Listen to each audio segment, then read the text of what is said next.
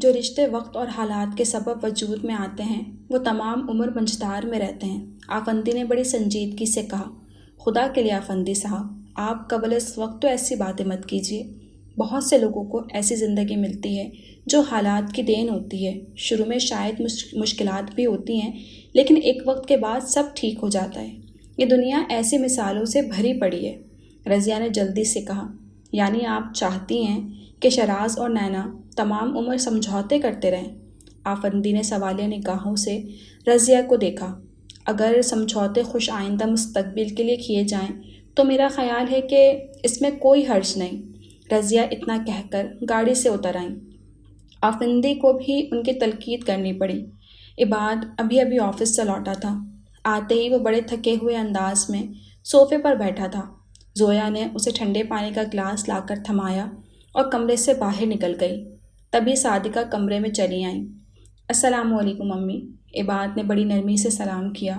وعلیکم السلام، وہ بے رخی سے جواب دیتی ہوئی دائیں جانب رکھے سنگل صوفے پر بیٹھ گئیں۔ امی خیریت تو ہے نا؟ عباد نے بغور صادقہ کو دیکھا تو اسے عجیب سا لگا، اس لیے سوال کر بیٹھا، تمہاری لاڈلی بیوی کے ہوتے اس گھر میں خیریت ہو سکتی ہے؟ انہوں نے الٹا سوال کیا۔ کیا ہوا امی؟ اس کے لہجے کی نرمی برقرار تھی، حالانکہ جس قدر عباد تھکن سے نڈھال تھا وہ اس وقت صرف ذہنی اور جسمانی سکون کا خواہش مند تھا۔ لیکن بہرحال صادقہ اس کی ماں تھی اور اپنے سکون کے لیے وہ انہیں نظر انداز نہیں کر سکتا تھا۔ آج شمیم آئی تھی اور تمہاری بیوی نے اس کے ساتھ ایسی بدسلوکی کی کہ میری تو اس سے نگاہیں ملانے کی ہمت نہیں۔ اور پھر صادقہ نے خوب بڑھا چڑھا کر داستان عباد کے گوش گزار کی۔ امی میں زویا کو سمجھا دوں گا، عباد نے ساری بات سن کر دھیمے لہجے میں کہا۔ وہ کسی قسم کی بحث کے موڈ میں نہیں تھا۔ صادقہ مطمئن ہو کر چلی گئیں۔ عباد نے اپنی زندگی کے متعلق کیا سوچا تھا اور اس کے ساتھ کیا ہو رہا تھا، یہ بات عباد کی سمجھ میں نہیں آ رہی تھی۔ عباد رات کو کھانا کھانے کے بعد کمرے میں آیا تو زویا بیڈ پر بیٹھی کوئی کتاب پڑھ رہی تھی۔ وہ دروازہ بند کر کے بیڈ کے قریب آ کھڑا ہوا۔ زویا نے اس کی موجودگی کو محسوس تو کیا لیکن جان بوجھ کر متوجہ نہیں ہوئی۔ زویا کی زندگی میں تسلسل کے ساتھ جس قدر ناخوشگوار واقعات رونما ہو چکے تھے، اس کے بعد اس کے رویے اور لہجے میں تلخی آ جانا ایک فطری سی بات تھی۔ انسان کا سوچ، رویہ اور اس کا نظریہ ہمیشہ یکساں نہیں رہتا، اور ٹھیک ہی تو ہے نا۔ اگر وقت اور حالات انسان کی ذات پر اثر انداز نہ ہو تو شاید بآسانی وہ فرشتوں کی منصب پر فائز ہو جاتا۔ زندگی اور انسان میں مشترک یہ ہے کہ دونوں میں تبدیلی کی گنجائش ہمیشہ باقی رہتی ہے اور دونوں کا وصف بھی بدلتے رہنا ہے۔ عباد کو ان تمام باتوں کا احساس تھا، لیکن اس کے باوجود زویا کو یہ زیب نہیں دیتا تھا کہ وہ بڑوں کا ادب و لحاظ ہی بھول جائے۔ عباد کے خیال میں یہ بہت غلط تھا۔ گھر آئے مہمان سے کیسا سلوک کیا جاتا ہے، کیا تم یہ بھول چکی ہو؟ عباد نے سوالیہ نگاہوں سے زویا کو دیکھا۔ وہ بیڈ سے اتر کر اس کے سامنے آ گئی۔ سوال کرنے کی کیا ضرورت ہے؟ سزا سنائیے، کیونکہ اگر کسی کے جرم کا یقین ہو تو اسے صفائی پیش کرنے کا موقع نہیں دیا جاتا، صرف سزا سنائی جاتی ہے۔ زویا کا انداز جتانے والا تھا۔ دیکھو زویا، کون صحیح ہے اور کون غلط مجھے اس سے کوئی غرض نہیں۔ میں صرف اتنا کہنا چاہتا ہوں کہ تمہارا گنہگار میں ہوں، تمہیں جو کہنا ہے کہہ سکتی ہو، مگر صرف مجھ سے۔ باقی لوگ تمہارے آنسوؤں کے ذمہ دار نہیں، اس لیے انہیں تکلیف دینے کا تمہیں کوئی حق نہیں۔ عباد کے لہجے میں سختی در آئی۔ مجھ سے پوچھے عباد صاحب تو میری نظر میں تو مجھے جینے کا ہی کوئی حق نہیں۔ اگر خودکشی حرام نہ ہوتی تو میں کب کی کر چکی ہوتی۔ زویا کا لہجہ تلخ ہو گیا۔ تم کتنا بدل گئی ہو؟ عباد بے یقین سا تھا، جبکہ زویا خاموش رہی۔ ایسا اکثر ہوتا ہے کہ رشتے وجوہات اور حالات کی بنا پر وجود میں آتے ہیں، لیکن وقت گزرنے کے ساتھ ساتھ وجوہات پیچھے کہیں رہ جاتی ہیں۔ حالات ذہن سے محو ہو جاتے ہیں، لیکن دو لوگوں کے درمیان رشتے کا احساس باقی رہتا ہے۔ لیکن ہمارے ساتھ تو معاملہ ہی الٹا ہے۔ ہم وجوہات اور حالات کو لے کر آگے بڑھ رہے ہیں، لیکن احساس بہت پیچھے چھوڑ آئے ہیں۔ عباد کے لہجے میں تعصب تھا۔ میں بھی نہیں چاہتا تھا کہ تم اس طرح سے میری زندگی میں آؤ، لیکن انسان اکثر جو چاہتا ہے وہ نہیں ہوتا۔ میں نے جو کیا تمہاری محبت کے خاطر کیا، تمہارے لیے کیا۔ زویا، دیوانگی میں کی گئی غلطیاں تو خدا بھی معاف کر دیتا ہے، کہ تم میری صرف ایک غلطی، آخری غلطی سمجھ کر معاف نہیں کر سکتی؟ عباد اسے سوالیہ نگاہوں سے دیکھ رہا تھا۔ کہ آپ مجھے میرے اپنوں کے دل میں وہی مقام واپس دلا سکتے ہیں جو میں نے ہمیشہ ہمیشہ کے لیے کھو دیا ہے؟ زویا نے سوال کیا۔ یعنی عباد کے سوال کے جواب میں بھی اس کے پاس سوال تھا۔ ایک پل کے لیے عباد حیران رہ گیا، لیکن پھر اس نے خود کو سنبھالا تھا۔ میرے لیے ممکن ہوتا تو میں تمہاری خاطر یہ بھی کر گزرتا، عباد نے مضبوط لہجے میں کہا۔ میرے لیے بھی اگر ممکن ہوتا تو میں ضرور معاف کر دیتی۔ زویا کا لہجہ بھی مضبوط تھا۔ عباد نے اسے دونوں شانوں سے تھام لیا۔ زویا نے نگاہیں اٹھا کر دیکھا۔ زویا، تمہیں میری محبت کا ذرا سا بھی احساس نہیں؟ وہ دکھی تھا۔ محبت کی بنیاد احساس ہے، لیکن محبت کو زندگی یقین سے ملتی ہے، اور میرے پاس احساس بچا ہے اور نہ یقین۔ میں بالکل تہی دامن ہو چکی ہوں، اس لیے خدا را مجھ سے کوئی امید نہ رکھیں۔ زویا کی آنکھوں میں نمی تھی، اور اس کی وجہ یہ تھی کہ اسے اپنے تہہ دامن ہونے کا احساس بڑی شدت سے ہو رہا تھا۔ اس لیے زویا نے بے دردی سے اس کے ہاتھ جھٹک دیے۔ عباد اس گھڑی ضبط کی انتہا پر تھا۔ رضیہ کی بات سن کر بابا صاحب، پی جی، ذاکرہ اور ایاز حیران ہو گئے تھے۔ رضیہ، بات کچھ عجیب نہیں؟ سب سے پہلے ذاکرہ بولی۔ میں نے بھی اس سے یہی کہا تھا، آفندی بولے۔ نینا تو اس رشتے کے لیے کبھی راضی نہیں ہوگی، اور شراز نہ جانے کیسا ری ایکٹ کرے گا۔ ایاز نے سنجیدگی سے کہا۔ بابا صاحب کے کمرے میں اس وقت بی جی کے علاوہ صرف وہ چاروں موجود تھے، جبکہ ابھی رضیہ بابا صاحب کی اجازت کے بغیر یہ بات سب کے سامنے نہیں کہنا چاہتی تھی۔ رضیہ، ایسے فیصلوں کے بعد زندگیاں کتنی مشکلات کا شکار ہو جاتی ہیں، اس کا تمہیں احساس نہیں؟ ارے شادی کوئی گڈے گڑیا کا کھیل ہے کیا کہ یوں بیٹھے بٹھائے فیصلہ کر لیا؟ بی جی برہم ہو گئی۔ ویسے بی جی، رضیہ غلط تو نہیں کہہ رہی۔ اگر ایسا ہو جائے تو نینا اور فہد کی زندگی سنور سکتی ہے، ذاکرہ نے جھجکتے ہوئے کہا۔ سب اپنی اپنی کہہ رہے تھے، لیکن کسی نے نینا کی رائے جاننے کی کوشش کی ہے؟ کسی کو معلوم ہے کہ شراز کیا چاہتا ہے؟ بی جی نے رضیہ اور ذاکرہ کو گھورا۔ ان دونوں نے نگاہیں جھکا لیں۔ بابا صاحب، آپ کچھ کہیے نا۔ آفندی نے کب سے خاموش بابا صاحب کو مخاطب کیا۔ کل ہم چاہیں گے کہ سب موجود رہیں، کیونکہ کل آپ کو ہماری رائے بھی مل جائے گی اور ہمارا فیصلہ بھی معلوم ہو جائے گا۔ وہ اتنا کہہ کر خاموش ہو گئے، اور کسی میں اتنی ہمت نہ تھی کہ ان سے مزید سوال کرتا۔ اس لیے اب سب کو بے صبری سے کل کا انتظار تھا۔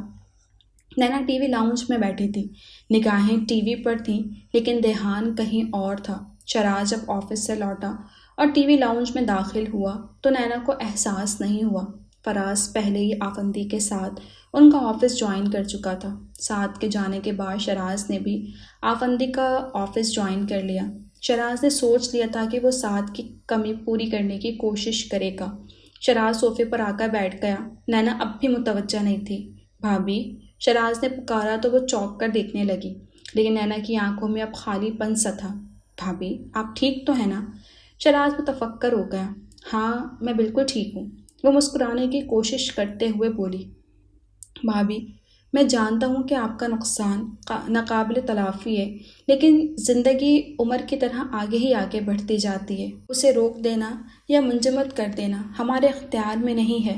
بھابھی، ہم سفر تب ہی کر پاتے ہیں جب ہمیں راستہ ملتا ہے، مسکراتے تب ہیں جب مسکرانے کا سبب ہو، اور جیتے بھی تب ہی ہیں جب ہمیں زندگی ملتی ہے۔ سات بھائی کو بھی اتنی زندگی ہی جینی تھی جتنی انہیں ملی تھی۔ بات کرتے کرتے شراز کا لہجہ مزید دھیما ہو گیا، کیونکہ اس نے نینا کی آنکھوں میں آنسو دیکھے تھے۔ بھابھی، ہمیں بھی جتنی زندگی ملی ہے وہ ہمیں جینی ہے، دکھوں کے حصار میں یا خوشیوں کی تلاش میں، یہ ہمیں طے کرنا ہے، کیونکہ اس کا اختیار نہیں ہے۔ شراز نے سمجھایا۔ شراز، زندگی جینے کے لیے حوصلے کی ضرورت ہوتی ہے، اور میرے تمام تر حوصلے دم توڑ چکے ہیں۔ نینا کے لہجے میں تھکن در آئی۔ تھکن سے چور مسافر سفر کے دوران چند لمحے فقط اس لیے رکتا ہے کہ بقیہ سفر نئے عزم کے ساتھ مکمل کر سکے۔ ٹھہر جانے کا مطلب سفر کا اختتام نہیں ہوتا۔ دکھوں پر رونا اور درد پر آنسو بہانا بہت عام سی بات ہے، جبکہ خاص بات یہ ہے کہ خود اپنے درد کی دوا کی جائے۔ در حقیقت یہی وہ وصف ہے جو حوصلہ مند لوگوں میں ہوتا ہے، اور میں جانتا ہوں کہ آپ حوصلہ مند ہیں۔ شراز نے دوبارہ نینا کا حوصلہ بڑھایا۔ اتنا کچھ ہونے کے بعد بھی شراز میں سانسیں لینا چاہتی ہوں، لیکن اب مجھ پہ جینے کا حوصلہ نہیں، اور نہ ہی زندہ رہنے کی خواہش۔ نینا جیسے اندر سے خالی ہو چکی تھی۔ اگر یہ دونوں آپ کی زندگی کی بنیاد بن سکتے ہیں تو یہ سمجھ لیجئے کہ اس گھر کے تمام لوگ، مجھ سمیت تمام رشتے آپ کا حوصلہ ہیں، اور فہد آپ کے جینے کی خواہش ہے۔ اس نے سلیقے سے سمجھایا۔ ہاں تم ٹھیک کہہ رہے ہو، وہ مسکراتے ہوئے بولی۔ اچھا، اب میں نے اتنی اچھی اچھی باتیں کی ہیں تو بدلے میں مجھے بھی تو کچھ ملنا چاہیے۔ وہ سنجیدگی سے بولا۔ کیا؟ نینا نے اسے سوالیہ نگاہوں سے دیکھا۔ کھانا، سچ بہت بھوک لگ رہی ہے۔ وہ اس انداز میں بولا کہ نینا بے اختیار ہنس پڑی، اور شراز اسے ہمیشہ ہنستے ہوئے ہی تو دیکھنا چاہتا تھا۔ تم فریش ہو جاؤ، میں کھانا لاتی ہوں۔ وہ اتنا کہہ کر اٹھی، سلیپر پاؤں میں ڈالے اور لاؤنج کے باہر نکل گئی۔ عباد کا اگرچہ معمولی سا ایکسیڈنٹ ہوا تھا، لیکن سب کی جان مٹھی میں آ گئی تھی۔ صادقہ نے نہ جانے کتنی مرتبہ اس کی نظر اتاری، صدقے دیے کرن کی زبان دعائیں مانگ مانگ کر تھکتی نہ تھی۔ کمال احمد الگ پریشان تھے۔ اس کے سر پر پٹی بندی دیکھ کر زویا کو لگ رہا تھا کہ جیسے اس کا دل پھٹ جائے گا۔ آنسو ایک تسلسل سے بہہ رہے تھے۔ زیادہ رات ہو گئی تو سب اپنے اپنے کمروں میں چلے گئے، مگر زویا کی حالت اب بھی ویسی ہی تھی۔ میں ہمیشہ سوچتا تھا کہ رونے اور ہنسنے کی وجہ ہوا کرتی ہے، لیکن آج تمہیں روتے دیکھ کر یقین ہو گیا ہے کہ لوگ کبھی کبھی بلا وجہ بھی رویا کرتے ہیں۔ عباد کے لہجے میں طنز تھا۔ آپ تو بہت احتیاط سے ڈرائیونگ کرتے ہیں، یہ ایکسیڈنٹ کیسے ہو گیا؟ زویا نے اس کے طنز کو نظر انداز کرتے ہوئے سوال کیا۔ میں اکثر لوگوں کی بد دعاؤں کے حصار میں رہتا ہوں، اس لیے یہ تو ہونا تھا۔ عباد نے شاکی نگاہوں سے اسے دیکھا۔ آپ ایسا سوچ سکتے ہیں کہ میں آپ کے لیے بد دعا کروں گی؟ زویا دکھی تھی۔ میری سوچ، میرے اندازے اور میرا یقین سب ہمیشہ غلط ثابت ہوئے ہیں، خاص طور پر تمہارے سلسلے میں۔ یہاں تک کہ وہ محبت جو کبھی تم نے شاید مجھ سے کی تھی، اور وہ محبت جو میں نے تمہارے سوا کسی سے نہیں کی، وہ میری خوش فہمی ہی ثابت ہوئی ہے۔ تم مجھے سزا دینا چاہتی ہو نا؟ بھلا اس سے بڑی سزا میرے لیے کیا ہو سکتی ہے کہ جو انسان مجھے زندگی سے زیادہ عزیز ہے، اسی کی زندگی میں کہیں نہیں ہوں۔ وہ بے حد دکھی تھا۔ آج اس کا ضبط جواب دے گیا تھا۔ میرے ساتھ جو ہوا، زویا نے کچھ کہنا چاہا، مگر اس سے پہلے ہی عباد بول پڑا۔ آپ کی پرابلم یہ ہے زویا کہ آپ صرف اپنے متعلق سوچتی ہیں۔ آپ کے دکھ، آپ کی خوشیاں، آپ کا یقین، آپ کا احساس اور آپ کا وجود۔ عباد کے لہجے کی اجنبیت پر وہ چونک گئی۔ اس نے حیرت سے عباد کو دیکھا، مگر اس پر اثر نہ تھا۔ وہ بولتا رہا۔ دوسروں نے کیا کھویا، کیا پایا، اس بارے میں سوچنے کی آپ کو کبھی فرصت نہیں ملی، اور ملتی بھی کیسے؟ آپ تو صرف اپنی ذات میں گم رہنے کی عادی ہیں۔ اس بے رخی اور اجنبیت سے تم بار بار کیا بتانا چاہتی ہو؟ کہ میں نے بہت بڑا گناہ کیا ہے؟ تو ٹھیک ہے، یہ اجنبیت ہی صحیح۔ اگر تم عورت ہو کر بے حس ہو سکتی ہو تو میں کیا کر سکتا ہوں؟ بالآخر میں مرد ہوں۔ آج کے بعد سے نہ تمہارا مجھ سے کوئی تعلق ہے اور نہ ہی میرا تم سے۔ جب تک چاہو اس گھر میں رہ سکتی ہو، اور جب چاہو جا سکتی ہو۔ وہ پتھریلے لہجے میں بولا اور آنکھیں موند لیں، گویا سگنل تھا کہ اب وہ اس سے کوئی بات نہیں کرنا چاہتا۔ آج زویا صوفے پر لیٹی تھی۔ نینا صبح سویرے فہد کو تیار کر رہی تھی، تبھی شراز نے دروازے پہ دستک دی۔ نینا نے پلٹ کر دیکھا تو شراز اندر آنے کے لیے اجازت کا طلبگار تھا۔ وہاں کیوں کھڑے ہو؟ اندر آ جاؤ، نینا نے مسکراتے ہوئے کہا تو وہ اندر چلا آیا۔ آتے ہی اس نے فہد کو گود میں اٹھا لیا اور پیار کرنے لگا۔ کیا بات ہے، اب تک آفس نہیں گئے؟ نینا نے اسے سوالیہ نگاہوں سے دیکھا۔ ہاں، جانے کو تیار تھا، لیکن پاپا نے کہا کہ بابا صاحب نے سب کو اوان پیلس بلوایا ہے، اور خاص طور سے مجھے، اس لیے فراز بھائی چلے گئے اور میں اور پاپا رک گئے۔ شراز نے تفصیل بتائی۔ اچھا، وہ اتنا کہہ کر خاموش ہو گئی۔ ویسے سمجھ میں نہیں آ رہا کہ بابا صاحب نے اتنی ایمرجنسی میں کیوں بلوایا ہے۔ ابھی کل ہی تو امی اور پاپا ہو کر آئے ہیں، اور پھر میرا جانا اتنا ضروری کیوں ہے؟ شراز بظاہر نارمل تھا، لیکن اس کی گفتگو سے اس کے دماغی الجھاؤ کا اندازہ ہو رہا تھا۔ ہوگی کوئی بات، اس میں اتنا پریشان ہونے کی کیا ضرورت ہے؟ نینا نے تسلی آمیز لہجے میں کہا۔ شراز اتنا ہی کہہ سکا۔ نینا نے اسے تسلی دے دی، لیکن وہ خود بہت الجھ گئی تھی۔ دل سخت بے چین تھا، دھڑک دھڑک کر کہہ رہا تھا کہ کوئی انہونی ہونے والی ہے، لیکن وہ جانتی تھی کہ اگر اس نے یہ بات شراز سے کہی تو وہ اور پریشان ہو جائے گا، اس لیے خاموشی بہتر تھی۔ میں تمہارے لیے چائے لاتی ہوں، وہ اتنا کہہ کر کمرے سے باہر نکل گئی۔ کچن میں آئی تو نوکر سب کے لیے ناشتے کی تیاری میں مصروف تھے۔ شراز کے ناشتے میں بڑے نخرے تھے۔ جب سے وہ اس گھر میں بیاہ کر آئی تھی اس کے لیے ناشتہ خود ہی بناتی تھی۔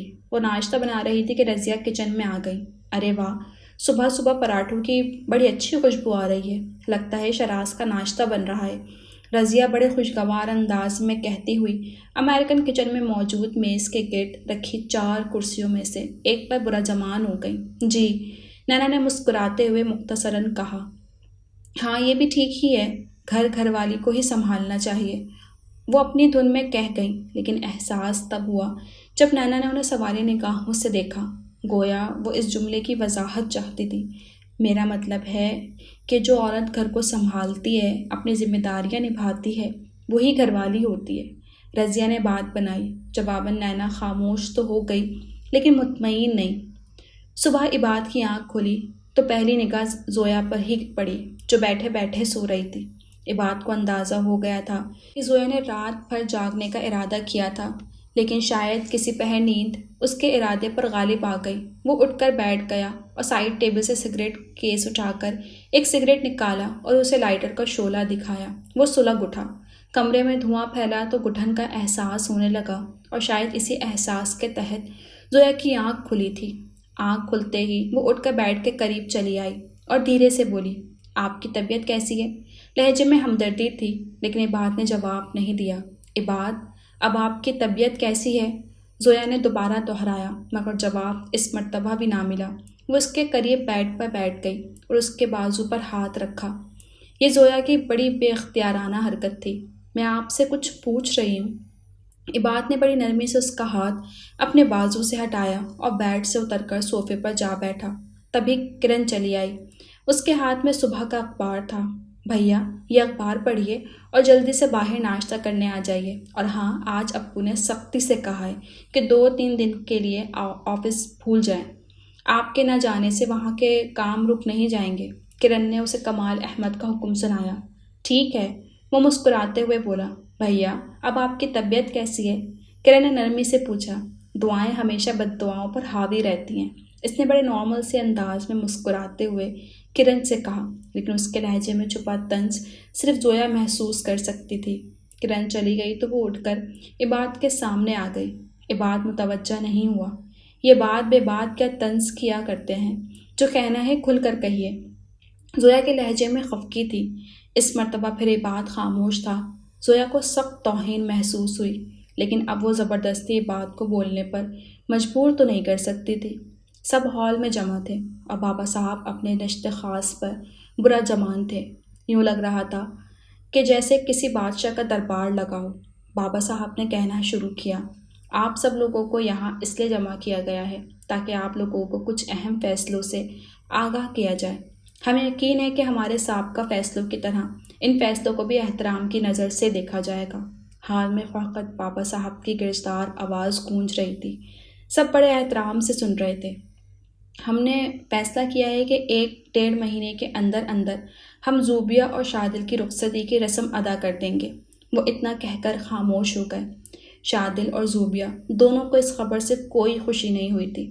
زوبیہ نے دل ہی دل میں اس فیصلے پر 4 حرف بھیجے۔ اس کا بس نہیں چل رہا تھا کہ اٹھ کر چلی جائے۔ آخر وہ کون سی بات ہے جسے کہنے کے لیے بابا صاحب کو اتنا سوچنا پڑ رہا ہے؟ کہیں بابا صاحب کو میرے اور نینا کے متعلق تو خبر نہیں ہو گئی؟ ایک پل کے لیے شراز خوف زدہ ہو گیا۔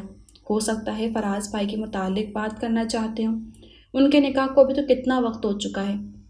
سعد کو کتنی چاہتی اپنے ہاتھوں فراز بھائی کو دلہا بنانے کی۔ آج اگر وہ ہوتے تو… نینا کی آنکھیں بھیگ گئیں۔ اس نے بڑے عزم سے سوچا، خیر سعد نہیں تو کوئی بات نہیں، میں تو ہوں نا، ان کی ذمہ داریاں نبھانا اب میرا فرض ہے، خواہ ان ذمہ داریوں کا تعلق کسی سے بھی ہو۔ بابا کا فیصلہ اگر نینا اور شراز کے متعلق ہوا تو قیامت ہی آ جائے گی۔ یہ ان دونوں کے لیے بڑا مشکل مرحلہ تھا۔ نینا کا تو شاید رشتوں سے اعتبار ہی اٹھ جائے، جبکہ شراز بہت حد تک ہم سے بدگمان ہو جائے۔ آفندی صاحب سوچ سوچ کر پریشان ہو رہے تھے۔ رضیہ خوش تھیں، جبکہ ایاز و ذاکرہ بھی اندر ہی اندر ڈر رہے تھے۔ خیر، سب بابا صاحب کے فیصلے کے متعلق اپنے 3 قیاس کر رہے تھے، جبکہ حقیقت سے کوئی بھی واقف نہیں تھا کہ بابا صاحب کا فیصلہ ہے کس سلسلے میں۔ 2 ہفتے بعد بڑی سادگی کے ساتھ شہراز اور نینا کا نکاح کر دیا جائے گا۔ بابا صاحب نے سادہ سے الفاظ میں قیامت کا فیصلہ سنایا۔ سب سناٹے میں آ گئے۔ شہراز پر تو بجلیاں گر پڑیں اور نینا کے ہاتھ میں پکڑا گلاس چھوٹ کر گرا تھا۔ اس کی کتنی کرچیاں ہوئیں نینا نے یہ شمار نہیں کیا، لیکن وہ یقین سے کہہ سکتی تھی کہ اتنے ٹکڑے اس شیشے کے نہیں ہوئے ہوں گے جتنے اس کے دل کے ہوئے تھے۔ وہ یکدم اپنی جگہ سے اٹھ کر بابا صاحب کے سامنے آ کھڑی۔ سب سانس روکے نینا کو دیکھ رہے تھے، لیکن نینا کو کسی کی پرواہ نہ تھی۔ اگر کل تک مجھ سے کوئی یہ پوچھتا کہ میرے لیے تقدیر زیادہ ظالم ہے یا میرے اپنے، تو میں بنا سوچے کہہ دیتی کہ میری تقدیر، لیکن آج مجھ سے اگر یہ سوال کرے تو میرا جواب مختلف ہوگا، کیونکہ تقدیر نے تو میرا سر سے سائبان چھینا تھا، لیکن آپ لوگوں نے تو میرے پیروں تلے سے زمین ہی کھینچ لی ہے۔ نینا کی آواز رند سی گئی تھی، لیکن پھر بھی وہ بول رہی تھی۔ اگر ساتھ نہیں رہے تو میں آپ لوگوں کے لیے جیتے جاگتے انسان سے موم کی ایک گڑیا بن گئی جسے آپ اپنی مرضی کے سانچے میں ڈھال رہے ہیں۔ بابا صاحب، میں کٹ پتلی نہیں ہوں کہ جو دوسروں کے اشاروں پر حرکت کرے۔ نینا، صرف تمہاری بھلائی کے لیے، ذاکرہ نے کہنا چاہا، لیکن نینا نے تیزی سے ان کی بات قطعی کر دی۔ دنیا کے سامنے میرا تماشا بنانے کا فیصلہ کر کے کہتے ہیں کہ آپ لوگ میرا بھلا چاہتے ہیں۔ وہ شاکی نگاہوں سے ذاکرہ کو دیکھ رہی تھی۔ نینا، میں تمہاری ماں ہوں، ذاکرہ پیار سے بولی۔ میں بھی تو ماں ہوں، اور ایک ماں اپنے بچے کے اچھے مستقبل کی خواہش مند ہوتی ہے، شادی کے سرخ جوڑے کی نہیں۔ نینا کی آنکھوں میں آنسو تھے، لیکن فیصلہ کرنے والے یہ نہیں سمجھ سکتے۔ نینا نے شکوہ کناں نگاہوں سے بابا صاحب کو دیکھا اور روتی ہوئی حائل سے باہر نکل گئی، جبکہ شہراز کو یوں محسوس ہو رہا تھا جیسے اس کے سوچنے سمجھنے کی صلاحیت ہی ختم ہو گئی ہے۔ گھر لوٹ کر شہراز بالکل خاموش تھا، جبکہ نینا اپنے کمرے میں بند ہو گئی۔ شاید اس گھڑی وہ کسی کا بھی سامنا نہیں کرنا چاہتی تھی۔ شہراز ٹیرس پر چلا آیا تو آفندی صاحب بھی پیچھے ہی چلے آئے۔ ٹیرس پر ٹھنڈی ہوائیں چل رہی تھیں، لیکن شہراز کا وجود تو جیسے کسی اندیکھی آنکھ میں جل رہا تھا۔ یکدم گھٹن کا احساس بہت بڑھ گیا تو وہ گہری گہری سانس لینے لگا، جیسے اس گھٹن سے نجات چاہتا ہو۔ نینا اس کی بھابھی نہیں، دوست بھی تھی۔ دونوں کے درمیان بڑا مقدس سا رشتہ تھا، پھر کیسے سب نے ان کے متعلق اتنا بڑا فیصلہ کر لیا؟ شہراز کو ندامت محسوس ہو رہی تھی۔ رہ رہ کر خیال آ رہا تھا کہ اب وہ نینا کا سامنا کیسے کرے گا، نہ جانے وہ اس کے متعلق کیا سوچ رہی ہوگی۔ اس وقت شہراز کو بالکل اندازہ نہ تھا کہ آفندی صاحب اس کی پشت پر آ کھڑے ہوئے ہیں۔ میں جانتا ہوں شہراز کہ تمہارے لیے یہ فیصلہ غیر متوقع تھا، جو ہوا اس سے تمہیں یقیناً تکلیف پہنچی ہوگی، لیکن بیٹا یہ زندگی ہے، یہاں بہت کچھ توقعات کے خلاف ہوتا ہے۔ اگر زندگی میں کوئی تبدیلی آ جائے تو اسے قبول کرنا بہتر ہوتا ہے، نہ کہ اسے منہ پھیر لینا۔ آفندی صاحب نے بڑی نرمی سے اس کی پشت پر ہاتھ رکھا۔ شہراز نے رخ موڑ کر انہیں دیکھا۔ پاپا، تبدیلی کی گنجائش تب ہوتی ہے جب چیزیں بکھری پڑی ہوں، ان کا کوئی مخصوص ٹھکانہ نہ ہو، لیکن جب ہر چیز اپنے مقام پر ہو تو تبدیلی کی گنجائش نہیں ہوتی، اسے زبردستی جگہ بنانا کہتے ہیں۔ میں زبردستی کسی کی زندگی میں کوئی مقام حاصل کرنا نہیں چاہتا، اور نہ ہی کسی اور کو یہ حق دوں گا، خواہ وہ کوئی بھی ہو۔ شہراز مضبوط لہجے میں بولا۔ شہراز، یہ فیصلہ شوقیہ نہیں کیا گیا، بلکہ وقت اور حالات کے تحت کیا گیا ہے۔ نینا کی مشکلات اور فہد کے مستقبل کو دھیان میں رکھ کر کیا گیا ہے۔ آفندی صاحب نے سمجھانے کی کوشش کی، یعنی اپنی ہی زندگی میں کہیں نہیں ہوں۔ افسوس ہو رہا ہے مجھے اس بات پر کہ میرے ماں باپ جو چھوٹی چھوٹی چیزوں میں میری پسند ناپسند کو اہمیت دیتے تھے، آج میری زندگی کا سب سے بڑا اور اہم فیصلہ کرتے ہوئے میری رائے کا لینا ضروری نہیں سمجھ رہے۔ شہراز دکھی تھا۔ شہراز، ہم نے فیصلہ کرتے وقت کچھ ایسی باتوں کو مد نظر رکھا ہے جو شاید تمہارے لیے دقیانوسی اور غیر اہم ہوں، لیکن ہمارے لیے بے حد اہمیت کی حامل ہیں۔ شہراز، اگر نینا بے اولاد ہوتی تو میں بڑی خوشی کے ساتھ اسے سرخ جوڑے میں لپیٹ کر ودا کر دیتا، لیکن اس کا ایک بیٹا ہے جو میرے ساتھ کا وارث ہے، اور وہ اس خاندان کا پہلا وارث ہے۔ کیا کوئی اور شخص اسے ساتھ جیسا پیار دے سکتا ہے؟ کیا نینا فہد اور کسی اور کی اولاد میں بٹ نہیں جائے گی؟ نینا کو جو لگاؤ اس گھر یا اس کے گھر والوں سے ہے وہ کسی اور سے ہو سکتا ہے؟ جو محبت فہد کو اس گھر سے مل رہی ہے یا مل سکتی ہے، ایسی محبت کوئی اور اسے دے پائے گا؟ کیا چاہتے ہو تم کہ وہ دوسروں کے رحم و کرم پر رہے؟ شاید تم نہیں جانتے کہ اس فیصلے کی وجہ تمہاری والدہ ہیں، جو سعد کی موت کے بعد صبر اس لیے کر پائیں کہ فہد ان کی نگاہوں کے سامنے ہے۔ افندی صاحب نے کہا، فہد کو روکنے کے اور بھی طریقے ہیں، شادی کی کیا ضرورت ہے؟ شراز نگاہیں چراتے ہوئے بولا۔ مطلب؟ آفندی صاحب نے چونک کر اسے دیکھا۔ نینا بھابھی کی شادی جس سے بھی ہو، فہد تو ہمارا خون ہے۔ شراز نے بڑی خود غرضی سے سوچا، تمہارے کہنے کا مطلب ہے کہ ہم نینا سے اس کا بچہ چھین لیں اور اسے تڑپنے کے لیے چھوڑ دیں؟ آفندی صاحب حیران ہوئے۔ وہ بچہ سعد بھائی کا بھی تو ہے، اور پھر وہ ہمارے خاندان کا وارث ہے، اس میں کیا حرج ہے؟ شراز اپنا دامن بچانے کے جتن کر رہا تھا۔ کیا تمہارا دماغ خراب ہو گیا ہے؟ میں کبھی سوچ بھی نہیں سکتا تھا کہ تم اتنے خود غرض بھی ہو سکتے ہو۔ ایک ماں سے اس کی اولاد چھیننا دنیا کا سب سے گھنونا جرم ہے، اور تم، افسوس ہو رہا ہے مجھے اپنا بیٹا کہتے ہوئے تمہیں۔ وہ اتنا کہہ کر چلے گئے۔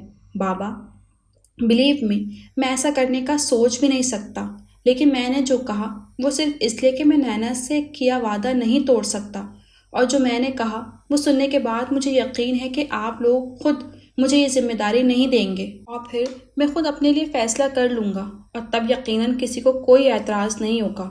وہ یہ سب سوچتے ہوئے اندر ہی اندر بہت مطمئن ہو گیا تھا، لیکن نینا بہت بے سکون ہو گئی تھی۔ وہ اندر کے گھٹن سے گھبرا کر ٹیرس پر آئی تھی، لیکن وہاں آفندی صاحب اور شراز کی باتیں سن کر اسے زبردست دھچکا لگا تھا۔ وہ شراز کو کیا سمجھتی تھی اور وہ کیا نکلا؟ اب بھید کھلا تھا کہ وہ مسیحا بنا پھرتا تھا تو وہ تو قاتل تھا۔ نینا اندھیرے کی طرف کھڑی تھی، اس لیے آفندی صاحب اسے دیکھ نہیں پائے تھے، اور اس سے قبل کے شراز کے دیکھنے کی نوبت آتی وہ بنا آہٹ کے سیڑھیاں طے کر کے اپنے کمرے میں آ گئی اور دروازہ بند کر دیا۔ اسے یوں لگ رہا تھا جیسے ابھی شراز آ کر اس سے اس کا بچہ چھین لے گا۔ جب سے زویا کی زوبیہ سے بات ہوئی تھی وہ بڑی پریشان تھی۔ زوبیہ اور شادل کا نکاح، پھر شراز اور نینا کے متعلق جان کر اسے بڑی حیرت ہوئی تھی۔ زویا اور کرن کھانا لگا رہی تھی، تبھی زویا کا دھیان کام میں نہیں تھا۔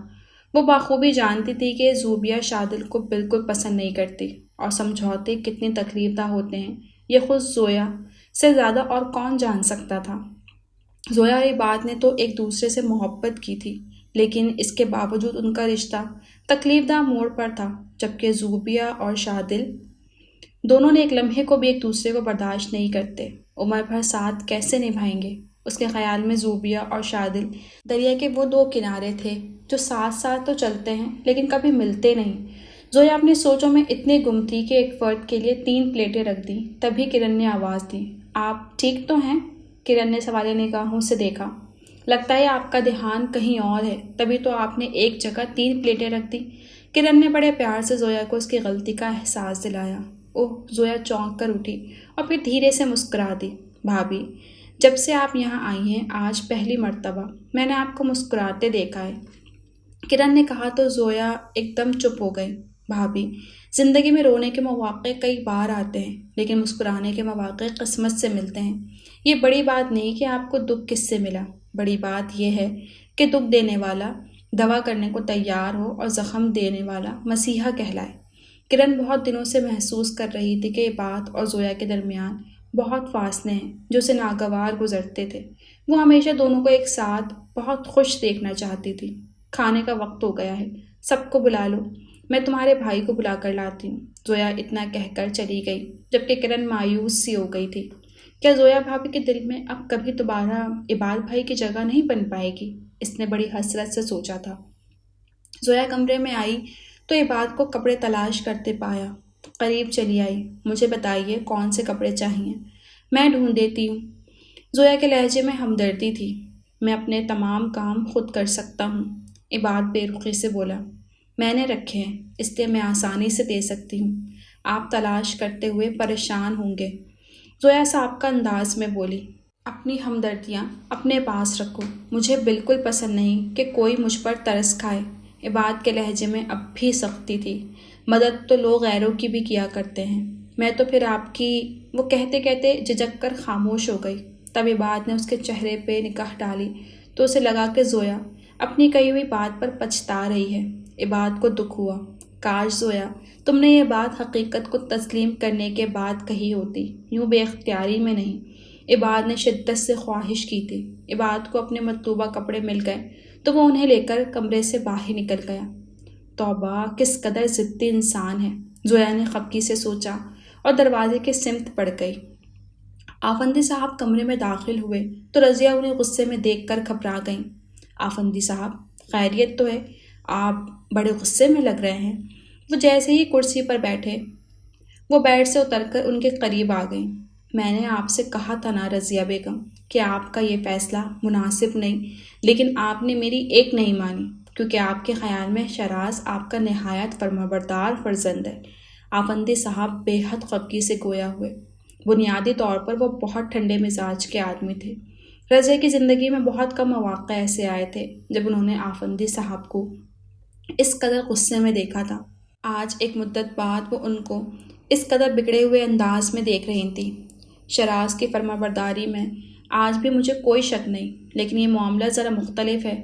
اس فیصلے کو قبول کرنے میں اسے وقت لگے گا۔ اگر ہم یہ چاہیں کہ وہ فوراً ہماری بات مان لے تو یہ بات ٹھیک نہیں۔ ویسے مجھے یقین ہے جب وہ ٹھنڈے دل سے سوچے گا تب اسے احساس ہو جائے گا کہ ہمارا فیصلہ کتنا درست ہے۔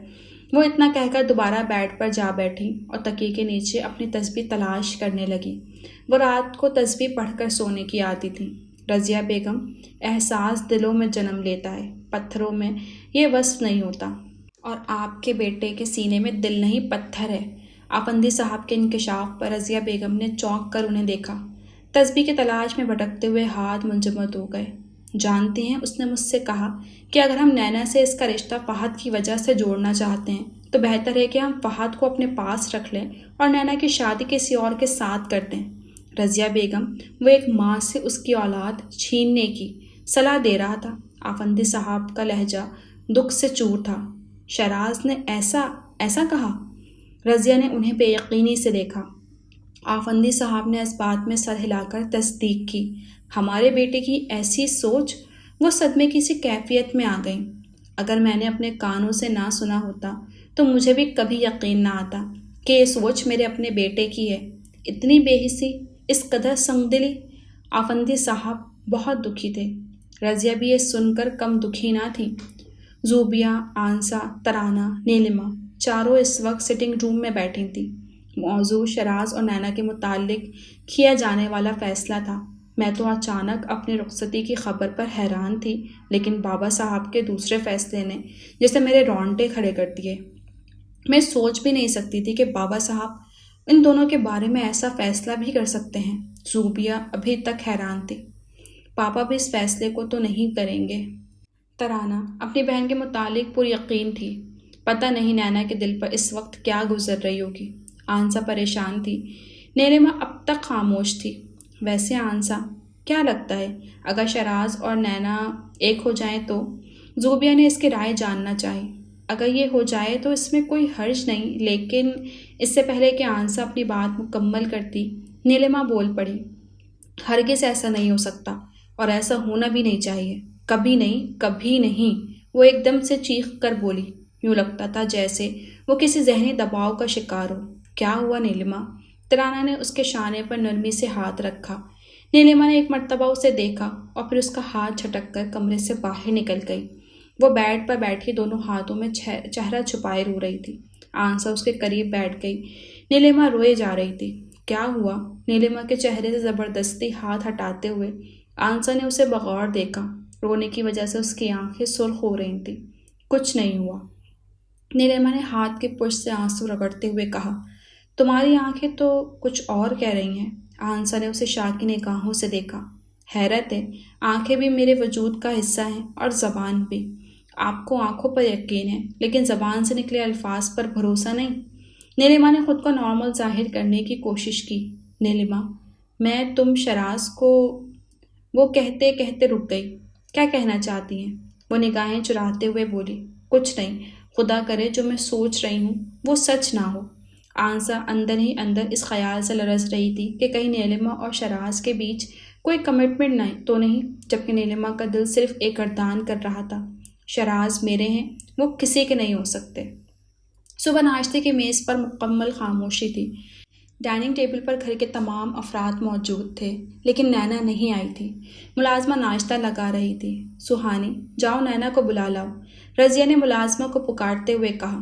جنہیں بلانے گئی تھی انہوں نے منع کر دیا۔ سہانی نے معتبانہ لہجے میں بتایا۔ اچھا ایسا کرو ناشتہ وہی لے جاؤ، میں دیکھتی ہوں۔ رضیہ اٹھ کھڑی ہوئی۔ امی، اب آپ ناشتہ لے کر جائیں گی؟ اچھا لگے گا کیا؟ شراز جھجکتے ہوئے بولا۔ تم خاموش رہو، تم سے کسی نے رائے نہیں مانگی۔ رضیہ نے بری طرح جھڑک دیا۔ اچھا میں بھی چلتا ہوں۔ آفندی صاحب اٹھ کھڑے ہوئے تو فراز بھی اپنی چیئر چھوڑ کر کھڑا ہو گیا۔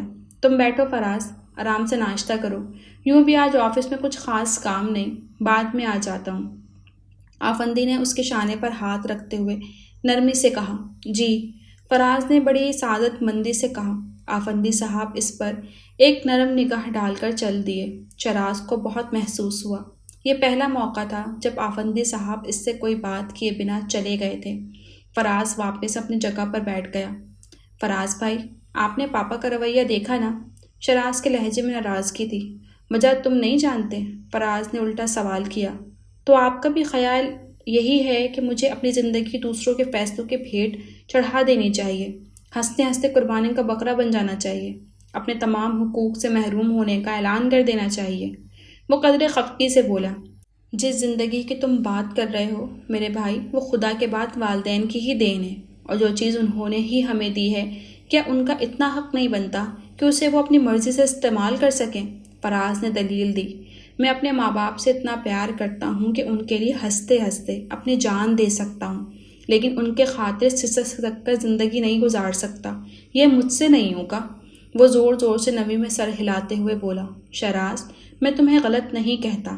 ظاہر ہے ہر انسان اپنی زندگی پر اپنا مکمل اختیار چاہتا ہے، یہ ایک فطری سی بات ہے، لیکن یہ ضرور کہوں گا کہ امی اور پاپا کو تم سے بہت سی امیدیں ہیں، ہو سکے تو ان کی امیدیں نہ ٹوٹنے دینا۔ فراز نے صلاح دی۔ اس مرتبہ شراز خاموش ہو گیا۔ رضیہ کے پیچھے پیچھے سہانی بھی ناشتے کی ٹرے لیے کمرے میں داخل ہوئی۔ نینا بیڈ پر بیٹھی فہد کے ساتھ کھیل رہی تھی۔ سہانی، ناشتہ یہاں رکھو اور جاؤ، رضیہ نے ملازمہ کو حکم دیا۔ وہ ٹرے رکھ کر کمرے سے باہر چلی گئی۔ تب رضیہ نے نینا کو دیکھا۔ اس کے چہرے پہ ناراضگی تھی۔ وہ اس کے قریب بیٹھ گئی، مگر نینا متوجہ نہیں ہوئی۔ میری بیٹی مجھ سے ناراض ہے نا؟ رضیہ نے پیار سے دیکھا۔ جن لوگوں کی زندگی کے فیصلوں پر دوسروں کا اختیار ہو، انہیں بھلا روٹنے کا کیا حق ہو سکتا ہے؟ نینا نے شکوہ کی نگاہوں سے انہیں دیکھا۔ رضیہ کی نگاہیں جھک گئیں۔ وہ اس وقت ندامت محسوس کر رہی تھی۔ نینا بول رہی تھی، کیا سعد کے جانے کے بعد میرے تمام حقوق ختم ہو گئے؟ کیا سارے رشتے اجنبی ہو گئے؟ اگر میں اور میرا بچہ آپ لوگوں پر بوجھ بن گئے تھے تو بس ایک مرتبہ کہہ دیا ہوتا، میں بنا کوئی سوال کیے آپ لوگوں کی زندگی سے دور چلی جاتی اور کبھی پلٹ کر نہ آتی۔ اس کی نگاہوں سے تواتر سے آنسو بہہ رہے تھے۔ نینا، ہماری ہمدردی کو غلط رویے سے مت دیکھو۔ رضیہ تڑپ گئی۔ پھپھو، آپ لوگوں کی ہمدردی میرے گال پر تماچے کی طرح لگی ہے، لیکن آپ لوگوں کو کیا فرق پڑتا ہے؟ دیکھو نینا، ہم تمہاری تکلیف کو سمجھتے ہیں، اس لیے تو ہم نے یہ فیصلہ کیا۔ رضیہ سمجھانا چاہتی تھی، لیکن وہ بہت شاکی تھی، اس لیے بولی، پھپھو، اگر آپ لوگوں کو میری تکلیف، میرے درد کا احساس ہوتا تو آپ لوگ یہ فیصلہ کبھی نہ کرتے، یوں مجھے تماشا کبھی نہ بناتے۔ اس کے لہجے میں اب بھی ناراضگی تھی۔ اچھا ٹھیک ہے، ناشتہ تو کر لو۔ رضیہ نے باقی باتیں بعد کے لیے اٹھا رکھی۔ پپو، مجھے بالکل بھوک نہیں ہے۔ ناراضگی برقرار تھی۔ تم جانتی ہو تمہاری پپو تمہارے بنا ناشتہ نہیں کرتی، اگر تم نہیں کھاؤ گی تو میں بھی نہیں کھاؤں گی۔ رضیہ اٹل لہجے میں بولی۔ نینا کو ہتھیار ڈالنے پڑے کیونکہ وہ رضیہ کا مان نہیں توڑنا چاہتی تھی۔ عباد تو ٹھیک ہو گیا تھا، لیکن راتوں کو جاگ جاگ کر زویا کی طبیعت ناساز ہو گئی تھی، لیکن اس نے کسی کو بتانا مناسب نہیں سمجھا۔ اگر عباد کو اپنی انا عزیز تھی تو وہ کیوں اس سے ہمدردی کی بھیک مانگتی؟ اس نے کسی اور پر بھی ظاہر نہیں ہونے دیا تھا کہ وہ ٹھیک نہیں ہے۔ شام کا وقت تھا، سب بڑے کمرے میں جمع تھے۔ انڈیا اور پاکستان کا میچ چل رہا تھا۔ عباد اور کرن خاصے پرجوش تھے۔ کمال احمد اور صادقہ بھی دلچسپی سے دیکھ رہے تھے۔ تب زویا چائے کی ٹرے لیے وہاں چلی آئی۔ دیکھنا بھیا، آج شعیب ملک سینچری ضرور بنائے گا، کرن جوش سے بولی۔ چلو دیکھتے ہیں، عباد نے چڑھایا۔ دیکھ لیتے ہیں نہیں، اگر آج شعیب ملک نے سینچری بنائی تو آپ مجھے آئس کریم کھلائیں گے، اور اگر نہ بنا سکا تو آپ مجھے ادھار دے دیجیے گا، میں آپ کو آئس کریم کھلا دوں گی، وہ معصومیت سے بولی۔ صدقے جاؤں اس معصومیت کے، میری بہن بڑی بھولی ہے، عباد نے شرارت سے کہا۔ اس میں بھلا کیا شک ہے؟ کمال احمد نے بھی مسکراتے ہوئے کہا۔ توبہ، آپ دونوں تو میری بچی کے پیچھے ہی پڑ گئے ہیں، صادقہ نے خوشگوار انداز میں داخل اندازی کی۔ میری پیاری امی، کرن نے ان کے گلے میں باہیں ڈال دی۔ سب مسکرانے لگی، تبھی کرن نے زویا کو متوجہ کیا۔ زویا بھابھی، آپ بتائیں کہ شعیب ملک سینچری بنائے گا نا؟ زویا یہ بات کو کب دیتے ہوئے چونکی، شاید وہ اس سوال کے لیے تیار نہ تھی۔ بھائی تمہاری بھابھی کے کیا کہنے، ان کے پاس تو اکثر سوالات کا جواب نہ میں ہوتا ہے، عباد نے بظاہر خوشگوار انداز میں کہا، لیکن زویا نے اس کے لہجے میں چھپا طنز محسوس کر لیا۔ اس سے قبل کہ وہ کوئی جواب دیتی، اس سے پہلے ہی کرن نے خوشی کے مارے چیخ ماری۔ سب کی نگاہیں ٹی وی پر جم گئیں۔ شعیب ملک نے چھکا مار کر اپنی سینچری مکمل کر لی تھی۔ سبھی خوش ہو گئے۔ بھیا چلیں فوراً آئس کریم کھلائیے۔ کرن بڑی بے صبری ہو رہی تھی۔ اب اتنی زیادہ گرمی بھی نہیں کہ دوڑی چلی جاؤ آئس کریم کے لیے، خواہ مخواہ میں طبیعت خراب ہو گئی تو، صادقہ نے فکر مند ہو کر دخل اندازی کی۔ امی، سردیوں کے شروع میں ہی تو آئس کریم کھانے کا لطف ہے، کرن نے ہونٹوں پر زبان پھیرتے ہوئے کہا۔ اس لڑکی کی تو منطق ہی نرالی ہے، صادقہ نے پریشان ہو کر کہا۔ ایک تو امی کبھی کبھی بہت ہی مشکل الفاظ بول جاتی ہیں، جیسے ہم ڈکشنری کے لیے بیٹھے ہوں۔ کرن ناراضگی سے بولی۔ زویا خاموشی سے ایک طرف کھڑی تھی، وہ نہ جانے کیوں سب کے درمیان اپنے آپ کو اجنبی محسوس کر رہی تھی۔ اچھا تو پھر امی کے جملے کی وضاحت کیجیے، کرن نے گویا چیلنج کیا۔ بھائی سیدھی سی بات ہے جو صرف عقل مند لوگوں کی سمجھ میں آتی ہے۔ امی کے کہنے کا مطلب ہے تم بالکل نارمل نہیں ہو، اور دیکھا نا ابو بھیا مجھے کیا کہہ رہے ہیں؟ کرن نے تیزی سے اس کی بات قطعی کر کے مدد طلب نگاہوں سے کمال احمد کو دیکھا۔ عباد، بری بات ہے، انہوں نے کرن کو خوش کرنے کی خاطر مصنوعی خفگی سے کہا۔ آپ کو پتہ ہے ابو، ہمارے ملک میں ترقی اسی لیے نہیں ہو رہی کہ لوگ سچ سننے کی ہمت ہی نہیں رکھتے، وہ معصومیت سے بولا۔ اب باتوں میں مت الجھائیں اور سیدھی طرح آئس کریم کھلانے چلیں، کرن نے اس کی گفتگو طویل ہوتے دیکھ کر جلدی سے کہا۔ دیکھا کتنی پیٹو ہے، عباد نے صادقہ کو متوجہ کیا۔ جواباً وہ مسکرا دیں۔ ٹھیک ہے تم تینوں چلے جاؤ، کمال احمد نے سنجیدگی سے کہا۔ تینوں؟ عباد کی سمجھ میں نہ آئی۔ بھائی تم، کرن اور زویا۔ کمال احمد کی سنجیدگی برقرار تھی۔ صادقہ کو یہ بات بالکل اچھی نہیں لگی، مگر کمال احمد کی وجہ سے خاموش رہنا پڑا۔ میں، زویا نے اپنی جانب اشارہ کرتے ہوئے حیرت سے سوال کیا۔ ہاں بھائی، ان دونوں کے بعد بھلا تم اکیلی کیا کرو گی؟ کمال احمد نے نرمی سے کہا۔ آپ لوگ بھی چلیے نا، ورنہ خواہ مخواہ بور ہوتے رہیں گے، زویا نے اصرار کیا۔ ہمارے بور ہونے کی فکر بالکل مت کرو، ہم بڈھا بڑھیا کا ساتھ اتنا طویل ہے کہ گفتگو کرنے کے لیے ایک ہمارا ماضی ہی کافی ہے، کمال احمد نے مسکراتے ہوئے کہا۔ تو زویا فوراً جانے کے لیے تیار ہونے چل دی۔ کرن بہت خوش تھی۔ ہاں ابو، ماضی تو سب کا ہوتا ہے، لیکن ساتھ تو تقدیر سے ملتا ہے، عباد نے بڑی حسرت سے سوچا۔ وہ ان لوگوں میں سے تھا جن کے سامنے سمندر ہو لیکن پھر بھی تشنگی ان کا مقدر بن گئی ہو۔ عباد کے دل میں ٹیس سی اٹھی تھی۔ خیر مقدر تو سب کا اپنا ہوتا ہے، عباد نے خود کو تسلی دینے کی کوشش کی۔ انسان بھی بڑا عجیب ہے، کبھی سنگدلی اور بے دردی سے اپنے دل کے زخموں کو کریدنے لگتا ہے، اور کبھی خود ہی ان زخموں پر مرہم لگانے لگتا ہے۔ اپنے بےعقل من کو بہلانے کے لیے نہ جانے کتنے بہانے ڈھونڈ لیتا ہے۔ عباد کا سامنا اکثر ایسی کیفیت سے پڑتا تھا۔ آسمان سرمئی بادلوں سے ڈھکا ہوا تھا، خوشگوار ہوا چل رہی تھی۔ سانولی سانولی سی شام میں کرن، عباد اور زویا قدم سے قدم ملائے چل رہے تھے۔ ان کے گھر سے کچھ فاصلے پر ہی 2 دن قبل نیا آئس کریم پارلر کھلا تھا، اس لیے وہ پیدل مارچ کر رہے تھے تاکہ موسم کا لطف اٹھا سکیں۔ آئس کریم پارلر پہنچ کر ان تینوں نے ایک میز منتخب کی اور عباد نے آرڈر دے دیا۔ تھوڑی دیر میں ویٹر انہیں آئس کریم سرو کر رہا تھا، اور جب ویٹر نے چاکلیٹ کا فلیور اس کے سامنے رکھا تو زویا نے قدر حیرت سے عباد کو دیکھا۔ کیا ہوا؟ ایسے کیوں دیکھ رہی ہو؟ عباد کا لہجہ دھیما تھا۔ کرن نے دھیان نہیں دیا۔ آپ کو تو چاکلیٹ کا کوئی فلیور پسند نہیں، پھر یہ؟ زویا نے سوالیہ نگاہوں سے اسے دیکھا۔ میری زندگی میں اتنا کچھ بدل گیا تو پسند بدلنے پر کون سی قیامت آ گئی؟ وہ طنز سے بولا۔ ہر بات پر طنز کرنا ضروری ہے کیا؟ زویا نے خفگی سے عباد کو دیکھا۔ ضروری تو اب کچھ بھی نہیں، نہ تمہارے لیے میں اور نہ میرے لیے۔ وہ اتنا کہہ کر خاموش ہو گیا۔ بات ادھوری کیوں چھوڑ دی؟ وہ بےتابی سے بولی۔ جو لوگ خود ادھورے ہوں ان کی باتیں اکثر ادھوری رہ جایا کرتی ہیں۔ عباد سنجیدگی سے بولا۔ ایسا کچھ تھا عباد کے لہجے میں کہ زویا کو ندامت سی محسوس ہوئی۔ وہ خاموشی سے آئس کریم کھانے لگی۔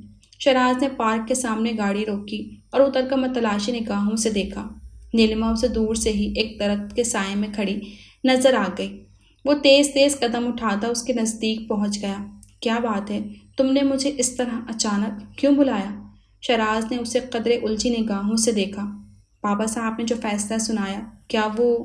میرا مطلب ہے کہ آپ کو اس کے متعلق پہلے سے علم تھا؟ نیلما کا لہجہ قدرے شاکی تھا۔ تم مجھ پر شک کر رہی ہو؟ شراز نے قدرے خفگی سے کہا۔ نیلما خاموش رہی۔ تمہارا خیال ہے کہ یہ فیصلہ میرا ہو سکتا ہے؟ تمہیں لگتا ہے کہ اگر یہ مجھے معلوم ہوتا کہ بابا صاحب نے میرے بارے میں ایسا کچھ سوچا ہے تو میں وہاں جاتا؟ شراز کی خفگی مزید بڑھ گئی۔ میں جانتی ہوں آپ کو میری باتیں، میرا شک ناگوار گزر رہا ہے، لیکن کاش آپ میرے دل کی کیفیت جان سکتے، محسوس کر پاتے کہ اس وقت مجھ پر کیا بیت رہی ہے۔ ہر وقت یہی خوف مجھے جکڑے رہتا ہے کہ کہیں آپ کو مجھ سے کوئی چھین نہ لے۔ اس احساس کے ساتھ جینا کتنا مشکل ہے، یہ میں آپ کو لفظوں میں نہیں سمجھا سکتی۔ نیلما بے بسی سے بولی۔ شاید میں تمہاری کیفیت نہیں سمجھ سکتا، لیکن اتنا ضرور کہہ سکتا ہوں کہ مجھ پر اعتبار کرو۔ میں کسی طرح کا دعویٰ کروں گا اور نہ وعدہ، کیونکہ وعدے جھوٹے ثابت ہوں یا وعدہ ٹوٹ جائے تو میں محض تکلیفیں باقی رہ جاتی ہیں یا آنسو۔ میں تمہیں تکلیف دے سکتا ہوں اور نہ تمہاری آنکھوں میں آنسو دیکھ سکتا ہوں۔ وہ بے حد سنجیدہ تھا۔ ان باتوں سے آپ کا کیا مطلب ہے؟ پلیز کھل کر بتائیں۔ نیلما پھر سے شاکی ہوئی۔ پلیز نیلما، اس وقت مجھ سے کسی بات کی وضاحت مت مانگو۔ ابھی مجھے بہت سے محاذ سر کرنے ہیں۔ تم تک پہنچنے کا رستہ بہت کٹھن ہے، بہت کٹھن، لیکن بہرحال میں ہر محاذ سر کروں گا۔ وہ بلند حوصلے سے بولا۔ نیلما کو اس وقت شراز اپنی ذات کے الجھاؤ میں گرفتار انسان لگا۔ وہ خاموش ہو گئی۔ رضیہ ملازموں کو رات کے کھانے کے متعلق ہدایت دے رہی تھی، تبھی نینا ان کے پاس چلی آئی۔ وہ لان میں موجود تھی۔ آؤ نینا، اسے دیکھتے ہی پیار سے بولی اور ساتھ ہی نوکرانی کو جانے کا اشارہ کیا۔ وہ سر جھکا کر چلی گئی، جبکہ نینا ان کے سامنے کرسی پر آ بیٹھی۔ کتنی دیر ہو گئی، مگر نینا خاموش تھی۔ کیا بات ہے؟ کچھ کہنا چاہتی ہو؟ رضیہ نے خود ہی پہل کی۔ کیا آج میں امی سے ملنے چلی جاؤں؟ وہ قدرے دھیمے لہجے میں رضیہ سے اجازت طلب کر رہی تھی۔ تم جب چاہو جا سکتی ہو، بھلا اس کے لیے اجازت کی کیا ضرورت ہے؟ رضیہ نے پیار سے کہا۔ جواباً نینا نے ان کی جانب یوں دیکھا جیسے پوچھ رہی ہو کہ کیا واقعی میری چاہتوں کی کوئی اہمیت ہے؟ رضیہ کی نگاہیں جھک گئیں۔ پھر وہ بڑی ہمت سے بولی۔ دیکھو نینا، بابا صاحب کا فیصلہ، میں اس موضوع پہ کوئی بات نہیں کرنا چاہتی۔ پلیز پھپھو۔ نینا تیزی سے ان کی بات قطعی کر کے متجل انداز میں بولی۔ ٹھیک ہے، جیسے تمہاری مرضی۔ وہ اتنا کہہ کر خاموش ہو گئی۔ تبھی گیٹ سے اندر آتی کار دکھائی دی۔ یہ تو عوان پیلس کی گاڑی ہے، رضیہ بیگم نے دور سے شناخت کیا۔ ہاں، وہ میں نے آفاق کو فون کیا تھا کہ وہ مجھے آ کر لے جائے، شاید وہی آیا ہے۔ نینا اپنی جگہ سے اٹھ کھڑی ہوئی۔ نینا کا قیاس بالکل درست تھا، وہ آفاق ہی تھا۔ السلام علیکم پھپھو۔ قریب آتے ہی آفاق نے سلام کیا اور سر ذرا سا جھکایا۔ وعلیکم السلام، جیتے رہو، خوش رہو۔ رضیہ نے اتنا کہہ کر اس کے سر پر ہاتھ رکھا۔ آپا، آپ تیار ہیں نا؟ آفاق نے سوالیہ نگاہوں سے نینا کو دیکھا۔ ہاں چلو، نینا نے جلدی سے کہا۔ ایک پل کے لیے نینا کو یوں لگا جیسے اس گھر کی فضا میں اس کا دم گھٹ رہا ہو اور اس ماحول سے وہ بھاگ جانا چاہتی ہو۔ وہ بہت کچھ محسوس کر رہی تھی، لیکن خاموش تھی۔ نینا عوان پیلس میں آئی تو سب اس سے بڑے پیار سے ملے، لیکن نینا کا رویہ بڑا عجیب سا تھا۔ بہرحال وہ نینا کے متعلق نہیں سوچنا چاہتی تھی۔ اس کی اپنی زندگی میں پریشانیاں کم نہ تھیں۔ وہ سب سے مل کر سیدھی اپنے کمرے میں آئی، فہد کو بیڈ پر لٹالا اور بیگ سے کپڑے نکال کر الماری میں رکھنے لگی۔ تبھی ذاکرہ کمرے میں داخل ہوئیں۔ وہ بیڈ پر فہد کے قریب بیٹھ کر اسے پیار کرنے لگی۔ پھر نینا کی جانب دیکھا۔ سمجھ میں نہیں آ رہا تھا کہ کیسے بات شروع کریں۔ تم نے بہت اچھا کیا کہ فہد کو اپنے ساتھ لے آئیں۔ سب اسے بڑا یاد کر رہے تھے۔ آخر ذاکرہ نے پہل کی۔ میں بھی بہت یاد کر رہی تھی بابا صاحب کو۔ نینا قدرے تلخی سے گویا ہوں۔ تم بابا صاحب سے ناراض ہو؟ ذاکرہ نے اسے سوالی نگاہوں سے دیکھا۔ نہیں ہونا چاہیے کیا؟ نینا نے الٹا سوال کیا۔ دیکھو نینا، انہوں نے جو فیصلہ کیا تمہاری بھلائی کے لیے کیا، اور اپنے بھلے برے کا فیصلہ میں خود کر سکتی ہوں، بچی نہیں ہوں میں۔ وہ تیزی سے ذاکرہ کی بات کاٹ کر بولی۔ آج سے پہلے تو تم نے کبھی ان کے کسی فیصلے سے انحراف نہیں کیا، پھر ایسا کیا ہو گیا؟ ذاکرہ حیران تھی۔ وہ الماری سے ہٹ کر ان کے سامنے کھڑی ہو گئی۔ بابا صاحب نے آج سے پہلے اتنا مضحکہ خیز فیصلہ کیا بھی نہیں۔ وہ تلخی سے بولی۔ نینا، جانتی ہو نا تم کس کے بارے میں کیا بات کر رہی ہو؟ ذاکرہ نے ٹوکا۔ وہ جنہیں صرف فیصلے سنانے آتے ہیں، لوگوں کی زندگیوں اور ان کے جذبات سے کھیلنا جن کا پسندیدہ مشغلہ ہے۔ وہ قدرے طیش سے بولی۔ آج سے قبل تو اس گھر کے در و دیوار نے کبھی تمہاری اونچی آواز نہیں سنی، پھر اب کون سی قیامت ٹوٹ پڑی کہ تم اس انداز میں بات کر رہی ہو؟ نینا کا لہجہ ذاکرہ کو ناگوار گزرا تھا۔ یعنی جو ہوا اس کی آپ لوگوں کے نزدیک کوئی اہمیت ہی نہیں۔ وہ صدمے کسی کیفیت میں تھی۔ دیکھو نینا، زندگی میں اتار چڑھاؤ آتے ہی ہیں، لیکن زندگی اور وقت دونوں کسی کے لیے نہیں رکتے، کیونکہ اس کا وقت آگے بڑھنا رہتا ہے۔ آج تمہارے پاس وقت ہے، تم کوئی مناسب فیصلہ کر سکتی ہو، لیکن کل وقت تمہارا نہیں ہوگا۔ اگر کچھ ہوگا تو پچھتاوا، اور اس پچھتاوے کا تعلق شاید تمہاری ذات سے نہ ہو، لیکن تمہاری اولاد سے ضرور ہوگا۔ جب تم اپنے بیٹے کو باپ کی شفقت کے لیے ترستے دیکھو گی، تب تمہیں پچھتاوا ہوگا۔ جب وہ دوسرے بچوں کو حسرت سے دیکھے گا اور اپنے اندر خالی پن، اپنی زندگی میں بہت سی کمیاں محسوس کرے گا، تب تمہیں پچھتاوا ہوگا۔ لیکن افسوس کہ اس وقت تمہارے پاس نہ وقت ہوگا، نہ فیصلے کا اختیار باقی رہے گا۔ تم کیا کرو گی؟ ذاکرہ نے گویا اسے آئینہ دکھایا۔